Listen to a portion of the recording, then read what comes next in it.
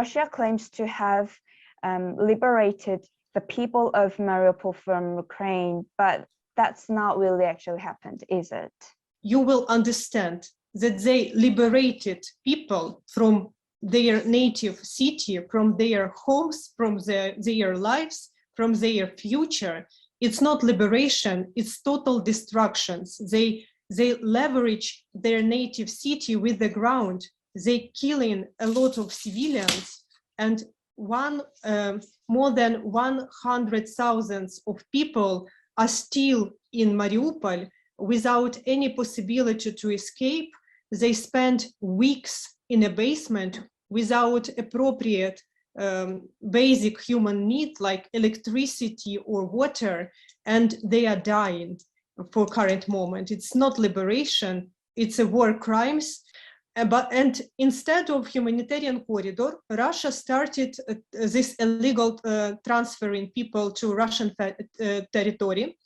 And these people has no other choice, because when I spoke with some people who were transferred and with their relatives, they told, we have an option, or to stay and die, or to go to Russian territory. And a lot of these people have no documents. And this is a very challengeable question, how to return them to Ukrainian territory without these appropriate documents. That's why they use these people, the people who suffered for weeks after Russian shellings, as a tool in Russian propaganda. And frankly speaking, it's very cynical and unhuman. I have been documented war crimes for 8 years already. Since Russia started this invasion in 2014, Russia occupied Crimea and part of the Donbas. And my focus was illegally detention, torture, cruel treatments, sexual violence against civilians in the occupied Donbas. There is a huge difference between what Putin say and what Putin do. And there is no necessity to hear what Putin say. We ask to look what Russians do in reality. So would such an action by the international society bring Mr. Putin to the justice and prosecute him for the war crimes at The Hague? Would it be possible? There is a huge problem that international justice is delayed in time, but people suffering, people dying now. So we have much more challengeable task, not only collect all evidence for future justice, but do everything to stop these war crimes now, to stop the new victims of these war crimes to emerge. And that's why we need proactive actions and support from the Western democracies.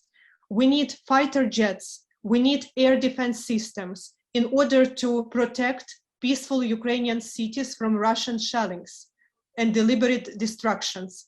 We need very tough economic sanctions against Russia. For example, for that moment, only several Russian banks are banned from SWIFT. Why only several? Why not all Russian banks? Why among the several banks there is no Sberbank, which is the biggest Russian bank?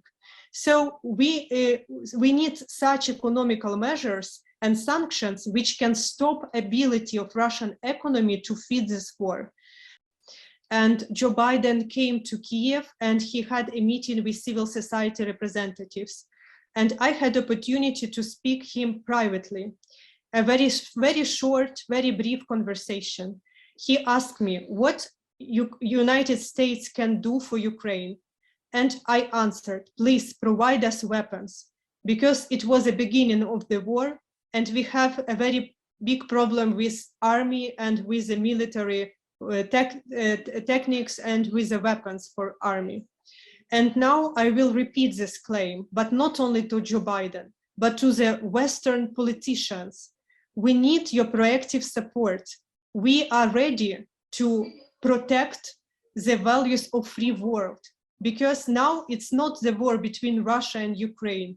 Russia openly said that Ukraine is only intermediate goals. And if we will not stop Putin in Ukraine, it's only a matter of time which next country will be a military target for Putin. I am a human rights defender, and from my own experience, I know that people have much more power than they even expected. And massive mobilization of ordinary people can change a lot in this world.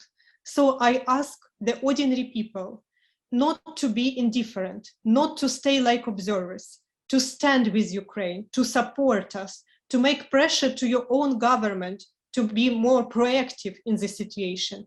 We really need your help.